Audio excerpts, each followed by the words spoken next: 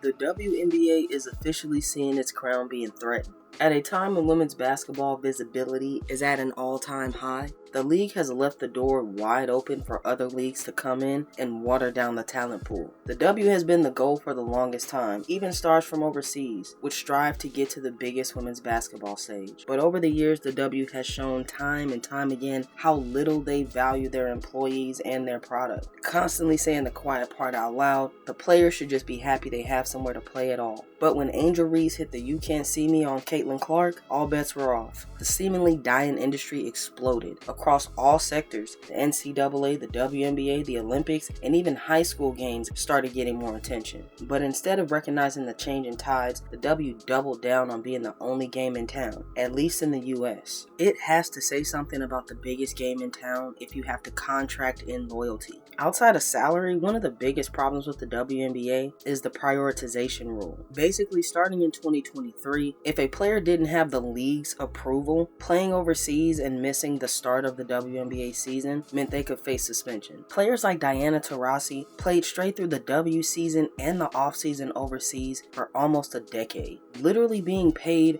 more to sit out a WNBA season when her Russian team thought it would be best for her to just get some rest. Players like Maya Moore and Liz Cambage and Lauren Jackson left the W for different reasons, but all found financial security elsewhere. And then you have this new group, players like Kelsey Plum, Jewel Lloyd, Skylar Diggins, that don't want to be caught on either side of the extreme. So leagues and/or opportunities arise, they seem promising, offering what the W refused to offer its players for years. More money, the opportunity to stay at home, putting the players in the forefront of marketing, allowing them to define the league on their own terms. Because statistically speaking, playing out your entire career in the W will not get you financial stability. You will still have players out there looking for second jobs, other leagues, and even after retirement still having to work. So to tackle the problem of staying at home in the off-season, you have the emergence of a league like Athletes Unlimited. Not necessarily groundbreaking, but another avenue for aspiring professionals and current pros who want to stay stateside in the off-season. This is a 5-on-5 league that has a very short 4-week season. It's special because it's run by the players. But while being so player focused, this is a leaderboard led league that showcases and awards individual talent. The season has a running tally for each player's stats, pretty much counting your points, assists, losing points for turnovers and things like that. And the player with the most points at the end of the season is crowned the champion. And they've hosted some ballers. Kelsey Mitchell has participated in Athletes Unlimited, and you've had some winners in the W like Nalissa Smith and Alicia Gray. It obviously has different dynamics and can be very fun if you're locked into the changes every week, because another twist they add is that the top 4 players pick their team's playground style every single week. And if I'm honest, it's a bit fast. I found it hard to keep up with the constant team changes, so you kind of end up watching a bunch of pickup games, right? Not necessarily a bad thing, but in this league, they're definitely rewarded for individual play, so it is less about the teams that are formed and more just about the players. They're not making groundbreaking money, but it is enough to stay in the USA in the offseason, especially for the younger players that want to stay home and the vets that are over the offseason travel. Enter Unrivaled, where the main goal is to pay the players enough money to stay home and have it be worth it. Boasting salaries that match the max contracts in the W, Unrivaled is a 3-on-3 style league founded by WNBA players, built and operated around the players themselves. Not only would these players get the salaries they deserve, but the league was offering ownership. And for players that had been begging for fair compensation, ownership was astounding. Because in this new age, everyone is about their brand, their business, on top of whatever exposure basketball has granted them. And as much as this league will probably feature more and more NCAA stars, the players that have put in the work in the W can reap the current benefits. Take someone like Tiffany Hayes. She played in the W for over 10 years, averaging around the minimum per year, until she was snatched up by the Valkyries in free agency for a whopping $200K. This is someone who earned their stripes playing in the W, overseas, the Olympics, FIBA competition, literally everywhere, but felt so unappreciated she retired in 2023. Now the Aces did pull her out of retirement in 2024, and she earned the 6th Player of the Year award, showing she's been this the entire time. So when Unrivaled called to participate in the first season, guaranteeing some type of equity in the league, she jumped at the chance, adding her popularity and fan base to Unrivaled Unrivaled, while at the same time increasing her exposure as someone with a fashion line. Now all of a sudden she's got the best of all worlds. And this was the case for a lot of players that participated in season 1 of Unrivaled. Now in season 2, the players are more apt for the exposure on top of the compensation. Offering equity immediately got the players to take it seriously and want the fans to do so as well. I think that's the biggest thing missing from something like Unlimited that they actively seem to be working on. Now we're not exactly sure how the equity breaks down for each of the players. It probably was a lot more in season 1 than what's being offered in season 2, but because of the groundwork they put in and the attention they've gained from fans, players like Sugg Sutton are going to come in and just be happy with the exposure and fans that she's going to gain from Unrivaled. And then you have something like Project B, which completely changes the landscape of women's basketball as a whole, because on top of the 10x yearly salary they can offer, this is also a league offering equity, so the players that do come over take it extremely seriously. This type of equity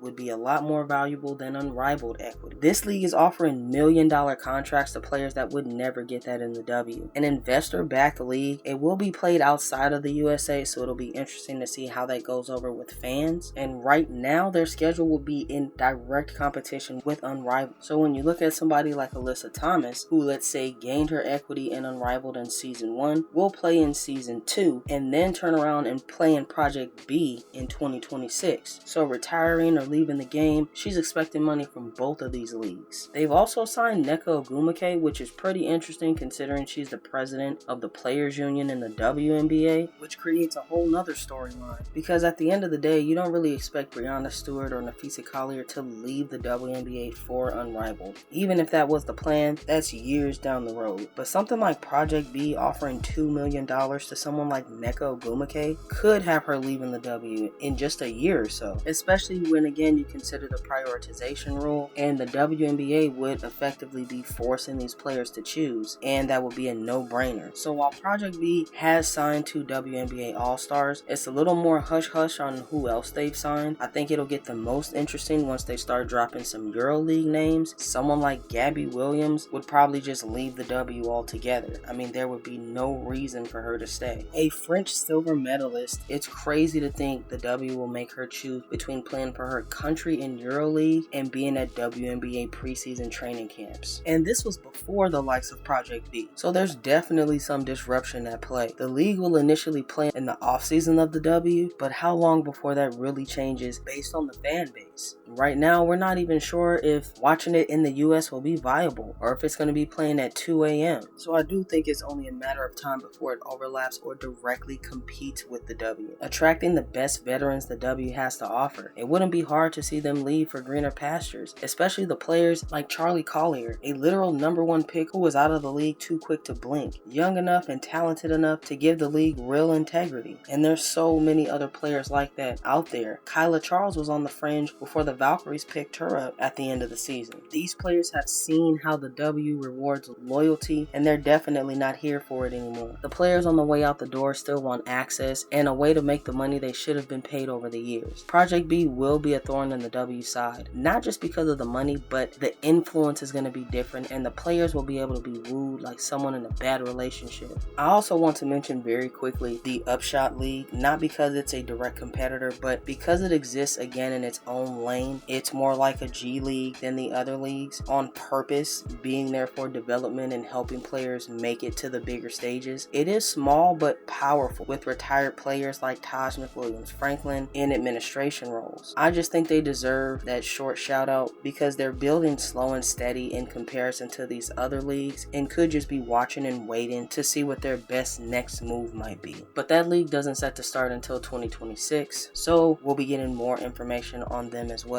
Overall, the W is definitely in jeopardy of losing some of their top talent. Over the years, players like Gabby Williams have shown how disconnected the league is overall. A French superstar, Williams is definitely a top talent, but decided on several occasions to forego the W season for personal and salary reasons. Players are being punished for playing in other leagues. The W's prioritization rule is probably something they'll want to hold on to in this next CBA, and that'll really only hurt the fans. Because as much as the W wants to come first, how can the players put this league first when they're paid better elsewhere, when they're treated like literal superstars in other countries and given perks the W is still scoffing at? Players that literally built the ground the W walks on still don't get the recognition they deserve. These other leagues see the opportunity to dismantle the W from the outside, poaching their best players as the years ride on. Because let's face it, these new NIL players have a different idea of what a paycheck is. So while some say Unrivaled is a gimmick or something like Unlimited won't be around in 5 years, it's easier to see these players fall off for these options if it doesn't get any better in the W, especially when you have opportunities like Project B and Unrivaled. Kayla McBride and Tiffany Hayes forego the second season of Unrivaled to play overseas in EuroLeague, a further indication that they're looking for greener pastures and better competition. So if they can be swayed by Unrivaled, they can be swayed by Project B. And the W will be left with the likes of Asia Wilson and Sabrina Ionescu, some of the best this generation has to offer. But after that, where do they go? If the biggest stars in women's basketball already have wandering eyes. Without a salary floor, equity options, and marketing changes, I fear we'll be looking at a struggling league that had a 20-year head start and might lose it to all these other leagues. Don't forget to like and subscribe, players.